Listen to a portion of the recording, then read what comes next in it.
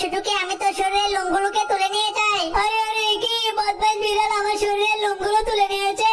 ওরে হাঁস, এখন কান্না করে কোনো লাভ নেই, যা হওয়ার তো হয়ে গিয়েছে। বাবা বাবা, বদমাইশ বিড়াল দেখো আমার শরীরের কি অবস্থা করেছে। আচ্ছা বাবা, তুই কান্না করিস না, দাঁড়া আগে খুঁজে বের করি ওই বিড়ালটা কোথায় আছে। আহা, হাঁসের লোমের উপরে শুয়ে শুয়ে ড্রিঙ্কস খাচ্ছি, সেই শান্তি লাগছে।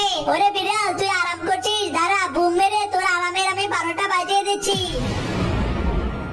ওরে বাবা, এই কি হলো? ওই হাঁস আমার শরীরে বুম মেরে তো আমার শরীরটাকে কালো বানিয়ে দিয়েছে। বদমাইশের বাচ্চা, এবার বুঝ কেমন লাগে। হ্যালো সিংহ বাবা, দুষ্টু হাঁস আমার শরীরে বুম মেরে আমাকে কালো বানিয়ে দিয়েছে। তুমি এসে ওই হাঁসটাকে একটা শিক্ষা দাও। আচ্ছা বিড়াল ভাগিনা, দাঁড়া আমি এখনই আসছি। ওই হাঁসের দল তোরা কোথায় রে? আমি আসছি। কি ওই সিংহ তো আমাদের মারার জন্য আসছে। দাঁড়া সিংহ, এই নারকেল দিয়ে তোর মাথা ফাটিয়ে দেবো। ওই হো, কি নারকেলটা সিংহের শরীরে লাগলো না, চলতে পালা। আচ্ছা এবার মিসাইল মেরে ওই সিংহটাকে উড়িয়ে দেবো। ওরে হাঁসের দল, তোরা মিসাইল মেরেছিস? দেখ, এই মিসাইলকে আমি ড্রোন দিয়ে পাঠিয়ে তোদের শরীরে পাঠাবো। কি রে, ওই বোমগুলো তো আমাদের দিকে আসছে, চলতে পালা।